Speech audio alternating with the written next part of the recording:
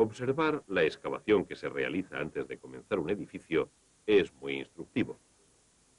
Nos muestra algo sobre el suelo en la vecindad. En muchos lugares, las primeras cargas son casi siempre como esta, suelo oscuro y húmedo. Pero observemos lo que aparece cuando la pala empieza a cavar más profundamente.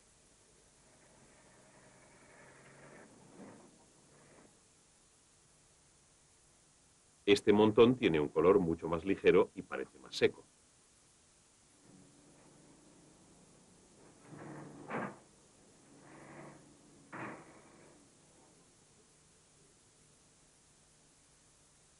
Se coloca en una pila separada lejos del suelo más oscuro. Más tarde veremos por qué esto es importante. Más abajo, en la excavación, se puede observar que existen dos capas separadas de suelo, una más oscura y húmeda por encima y otra más ligera y seca por debajo.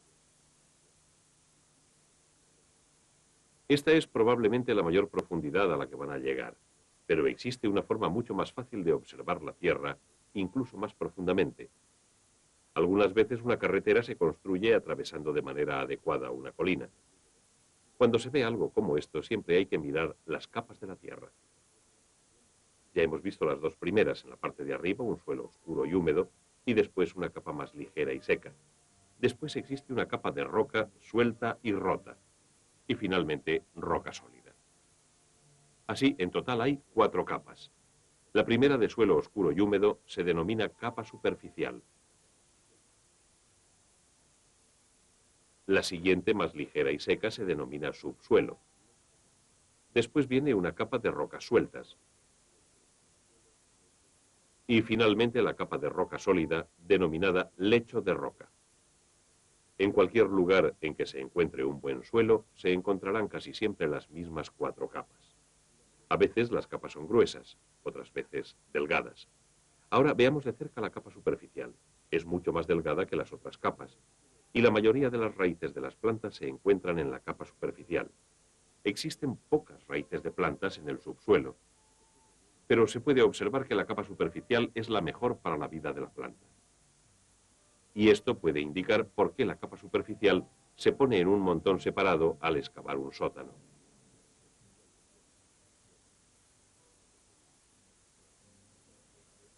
Cuando se termina una casa, probablemente se extiende una capa superficial de tierra sobre el suelo, capa que puede utilizarse para el crecimiento de césped o flores u hortalizas en un jardín.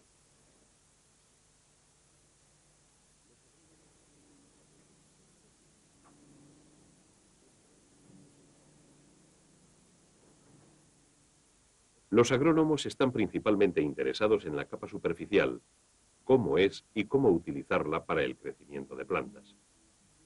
Observemos cuidadosamente esta capa superficial. ¿De qué está hecha? Parece ser una mezcla. Uno puede hacerse una mejor idea mirando con una lupa. Existen piezas de rocas de varios tamaños.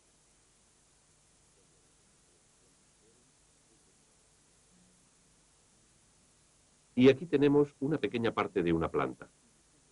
Cuando los animales y plantas mueren, se pudren y pasan a formar parte del suelo. Está también el agua, por supuesto, y disueltos en el agua están los nutrientes, que son algo como las vitaminas para las plantas en crecimiento.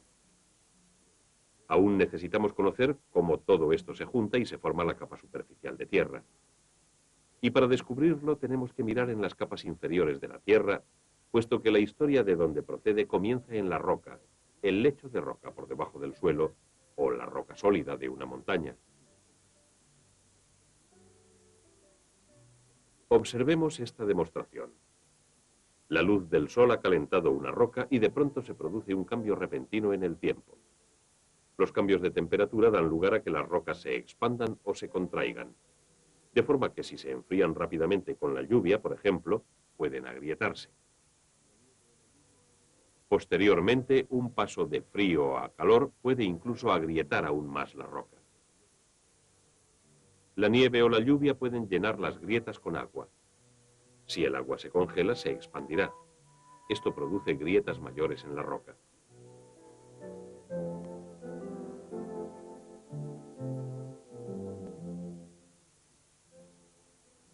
Más tarde o más temprano, parte de la roca se romperá. Esto podría suceder cuando es golpeada por otra roca que caiga desde arriba. Y el tiempo continúa cambiando, lo cual ayudará a que la roca se rompa aún más. La lluvia puede también disolver los minerales de la roca y hacer que formen parte del suelo. Rocas rotas en piezas cada vez más pequeñas, algunas lo suficientemente pequeñas como para formar partículas de suelo.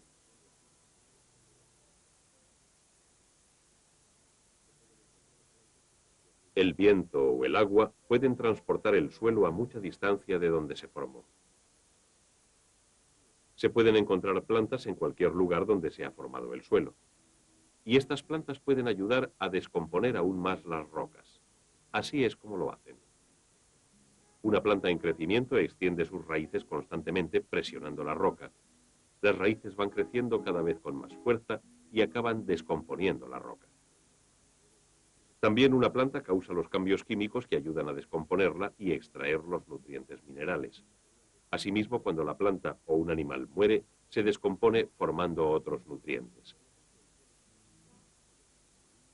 El material descompuesto que queda se llama humus, otro elemento del suelo fértil.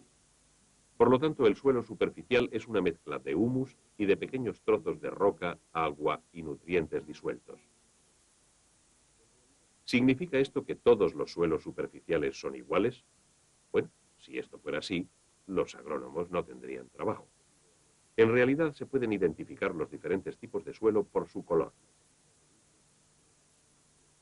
Los suelos son diferentes debido a los distintos tipos de roca de que proceden, el tamaño de las partículas y la cantidad de humus, agua y nutrientes que contienen.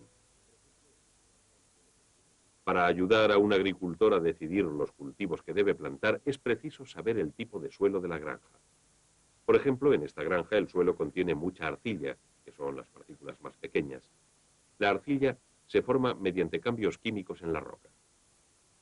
Otros tipos de suelos tienen más arena, partículas de roca mucho más grandes que las de la arcilla.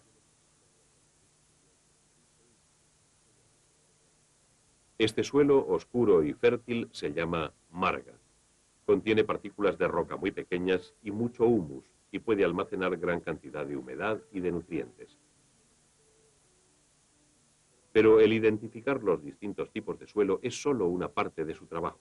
Un agrónomo tiene también que resolver otros problemas. Por ejemplo, después de varios años de buenas cosechas, puede que el suelo empiece a producir cultivos pobres. Esto es lo que ocurre cuando se agotan los productos químicos importantes en el suelo.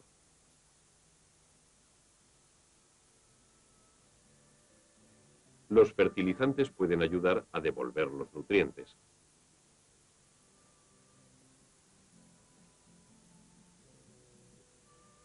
A veces el suelo es fértil, pero no hay suficiente lluvia para una actividad agrícola. La respuesta puede ser un sistema de irrigación.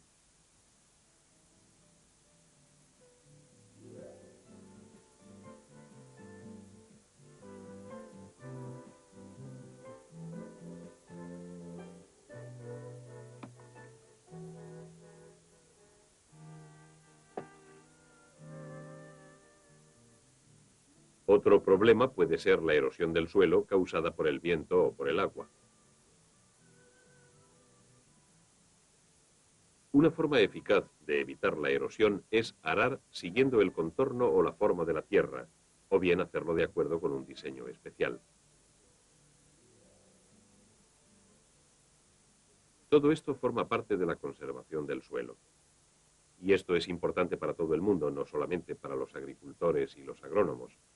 En primer lugar, utilizamos la tierra para muchas más cosas que únicamente para el cultivo.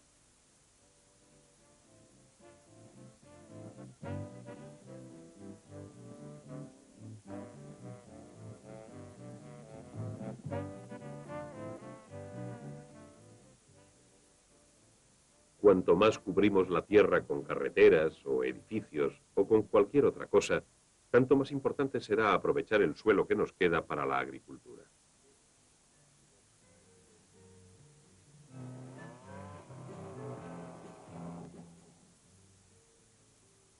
Todas nuestras vidas dependen del cultivo de las plantas. Esto significa que el saber aprovechar el suelo es una parte importante a la hora de comprender la tierra.